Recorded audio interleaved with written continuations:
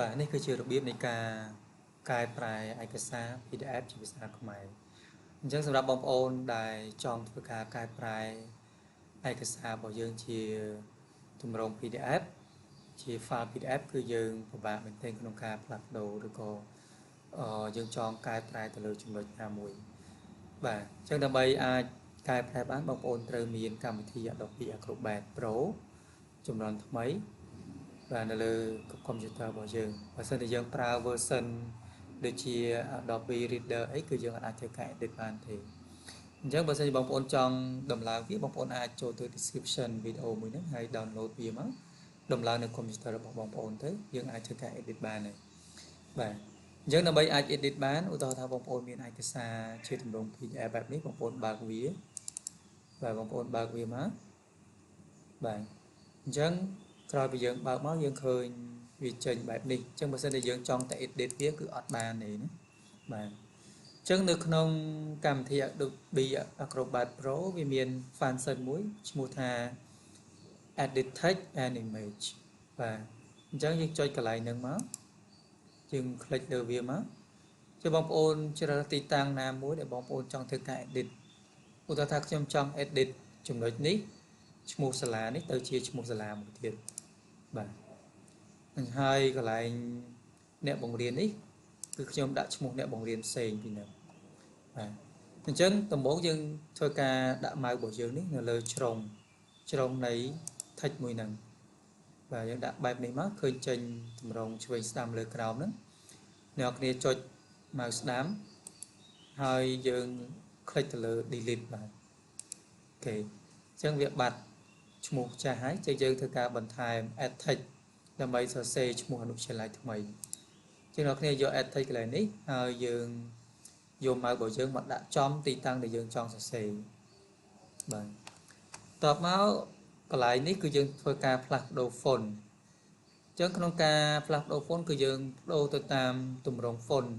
ដើមរបស់គេយើងមកថានេះ font នេះគឺជា font ខ្មែរ OS Boko បើអញ្ចឹងយើងប្ដូរទៅ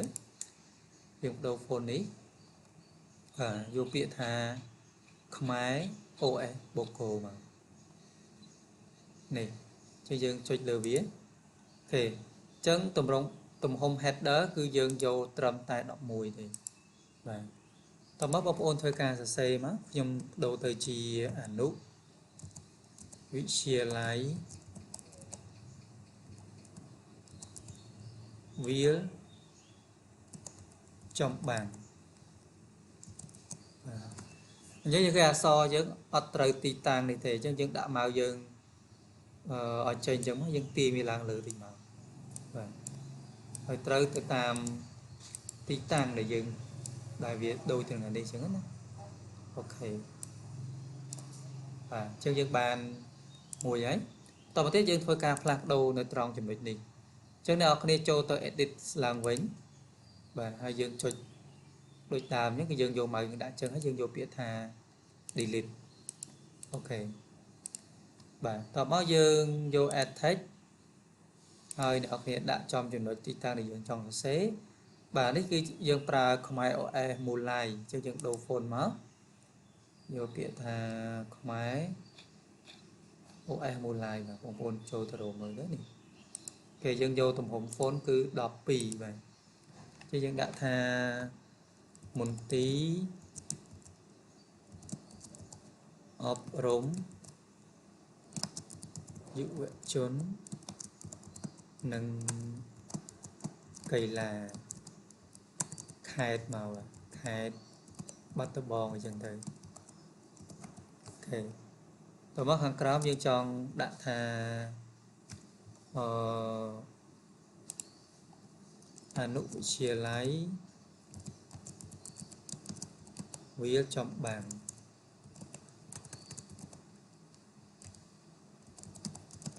អូខេតើបងប្អូនអាចធ្វើការទាញវាទៅតាមតម្រូវការរបស់យើងមកឲ្យសមនឹងឯកសារនឹងអញ្ចឹងណាអូខេបាទអញ្ចឹងយើងបានឈ្មោះបែបនេះហើយបាទខ្ញុំសេរីឲ្យត្រូវចំទីតាំងអូខេបាទតមកទៀតយើងធ្វើការផ្លាស់ប្ដូរឈ្មោះនេះ ឈ្មោះ hay សេវានេះទៅជាឈ្មោះអ្នកបង្រៀនផ្សេងទៀតអញ្ចឹងបងប្អូនចូល edit ដដែលមកហើយយើងដាក់ម៉ៅរបស់យើងនេះ click ឲ្យចំ text ដែលយើងចង់ធ្វើការផ្លាស់ប្ដូរណាបងប្អូនហើយយើងចុចម៉ៅស្ដាំយកពាក្យថា delete អូខេតោះមកយើងយក add text ដដែលយើងដាក់ទីតាំងដែលយើងចង់សរសេរចុច click ម៉ៅឆ្វេងមកអូខេហើយយើងរើស font អញ្ចឹង font នេះគឺ font ខ្មែរ OS ខ្មែរ OS សៀមរាបឬក៏ content យ៉ាងនេះយើងយកខ្មែរ OS សៀមរាបអញ្ចឹងខ្ញុំត្រូវការបដូរឈ្មោះតែឈ្មោះគេបដូរទៅភាគ camera អញ្ចឹងទៅបាទអូខេអញ្ចឹងយើងធ្វើការដាក់ទីតាំងរបស់វាមកឲ្យត្រូវទៅចំកន្លែងដែលយើងចង់ដាក់ឲ្យស្មើគ្នាអញ្ចឹងណាបាទអញ្ចឹងក្រោយពីអរគ្នាធ្វើការផ្លាស់ប្ដូរហើយយើងមើលឯកសាររបស់យើងនេះវាត្រូវទីតាំងហើយនៅយើង edit វាឲ្យស្មើមកបាទស្មើគ្នាហើយយើងក្រោយពីយើងបានស្មើបែបនេះហើយអ្នកនរគ្នាធ្វើការ save វាមកនេះបាទវាចុច save មកបងប្អូនចុចខ្វែងពេលដែលបងប្អូនបើកភាសាទៀតចឹងឯកសាររបស់យើងគឺតម្រង់បែបហ្នឹងបាទយើងឃើញឈ្មោះនេះដូរទៅជាអនុវិទ្យាល័យវាចម្បាំងបាទនេះអនុវិទ្យាល័យវាចម្បាំងហើយឈ្មោះអ្នកបង្រៀនភាគ camera បាទចឹងឯកសាររបស់យើងបានធ្វើការផ្លាស់ប្ដូរជោគជ័យហើយចឹងសម្រាប់បងប្អូនដែលចង់តាមដានវីដេអូផ្សេងទៀតសូមចុច subscribe ដើម្បីអាចទទួលបានព័ត៌មានឬក៏វីដេអូដែលខ្ញុំទម្លាក់នៅក្នុង channel នេះបាទសូមអរគុណបងប្អូន